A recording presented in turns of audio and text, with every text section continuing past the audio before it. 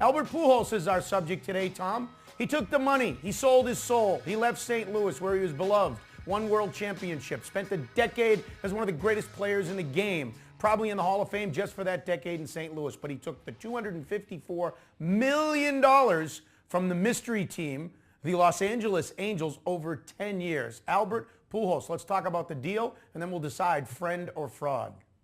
Well, he had no choice but to take it. When someone puts that kind of money in front of you, what are you supposed to say? I'm shocked by it. I can't believe it. Butch, I wonder if they do a physical, with new players before they do a big trade like that or a big signing like this. Can they identify his real age? Because I guarantee you he's not 32.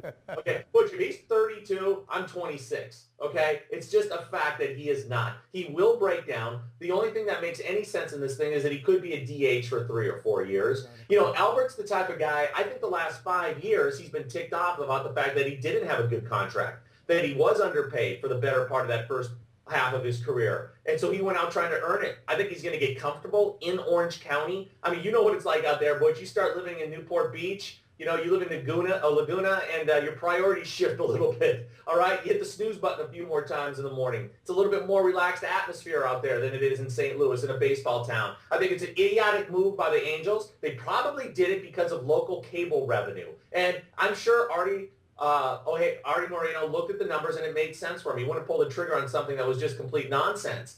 But, did you know that he bought the team for $173 million and he's paying Albert Pujols, what, $226? $254, and they signed C.J. Wilson yesterday. They spent about $350 million yesterday. Walt Jocketty, who is the GM in Cincinnati now, who was the GM St. Louis when Pujols first came, says, I don't know if it's necessarily bad for the game. It's a good question, he tells Tyler Kepner. I would say it's bad in the sense that if a player of that stature doesn't take the opportunity to play for the same team his entire career. On the other hand, it's the way the game is today. It is bad for Pujols. It's bad for his legacy, isn't it?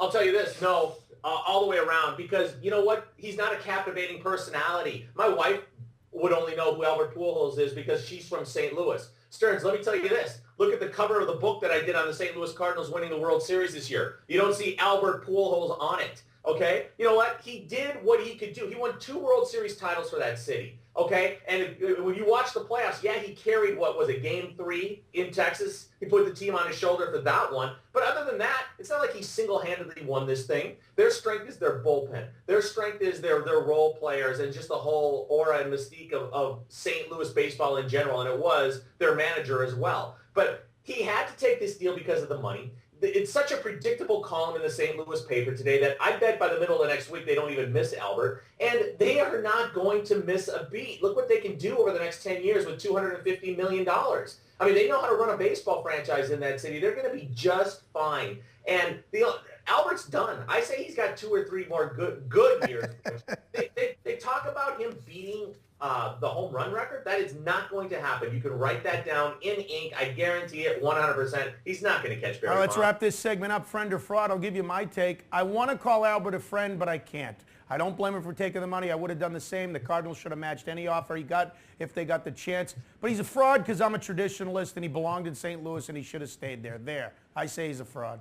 Okay, well, he's not a fraud because this is a free country. He can go wherever he wants unless David Stern's involved. I'm going to bring in one more F-sounding word. I'm going to call him a phony because every time I see him, I just don't buy his act. I think he's a little insincere. Okay. I don't buy it. I'm not 100% sold that he hasn't partaked in a few in performance-enhancing drugs over the year. I know he hasn't been caught, but that doesn't mean that in the court of public opinion, we have to take everybody for their word based on what we've seen over the last 15 years. So he makes no blip on the radar screen for me whatsoever.